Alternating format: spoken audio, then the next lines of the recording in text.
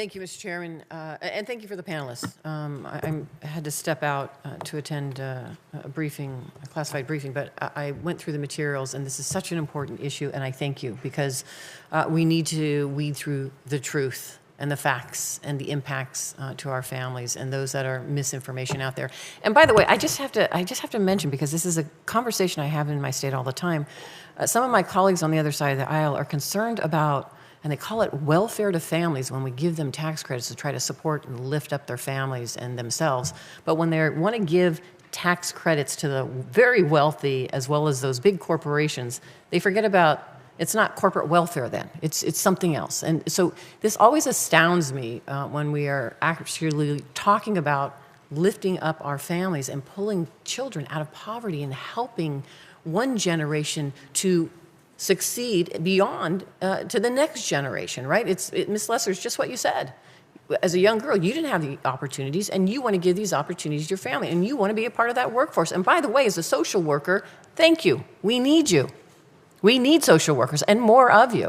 And I do not think it is inappropriate to help you succeed and help you with your family so you can achieve that next rung, whatever that looks like for you and your family. So let me jump back here, Ms. Matsui. Many of my colleagues on the other side of the aisle compare a fully refundable child tax credit to the Aid to Families with Dependent Children program. That was eliminated in 1996. The program was widely believed to have discouraged work, but the comparison to the 2021 CTC rings hollow. The AFDC program was designed in a way such that each dollar you earned in the workforce often directly corresponded to one less dollar in benefits. This was essentially 100% tax rate on working, right? And so can you talk to me, this is simply not the case with the refundable tax credit. And so Ms. Matsui, do you agree there's a difference between the two? And why is the child tax credit, why is that important? How does this benefit and support so many children and families?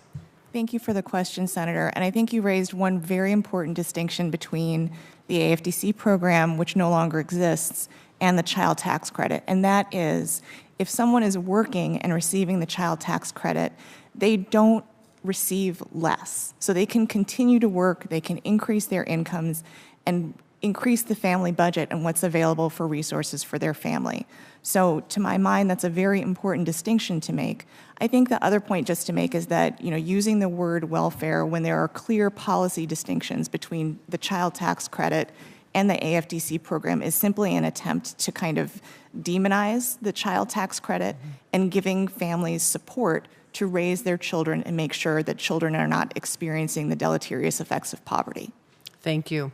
And then let me follow up on this. In 2016, Canada replaced a patchwork of their federal child benefits with a new Canada Child Benefit.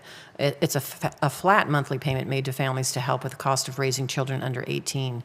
A 2021 study of that, the CCB, found no evidence it caused less work among single parents. In fact, many industrialized countries have generous family benefits and higher labor force participation rates than the U.S. So, Ms. Matsui, would you talk a little bit about how common child and family benefits are around the world and what the impact is of those policies on those families? Thank you for the question, Senator. There are over 100 nations around the world that provide some kind of child benefit, and 23 of those are comprehensive, generous child allowances that are given in large part without regard to parental income. And the evidence has shown that those programs have a significant impact in reducing poverty. The Canada benefit that you mentioned has shown increases also in test scores, in maternal health, and also improvement in physical health outcomes. So the evidence from programs that provide child allowances around the world shows that they do reduce poverty significantly. Thank you. And then, Ms. Lester, and you've already touched on this, but the child tax credit and the support provided to you and your family, is that incentivizing you to stay home and not work? No, of course not.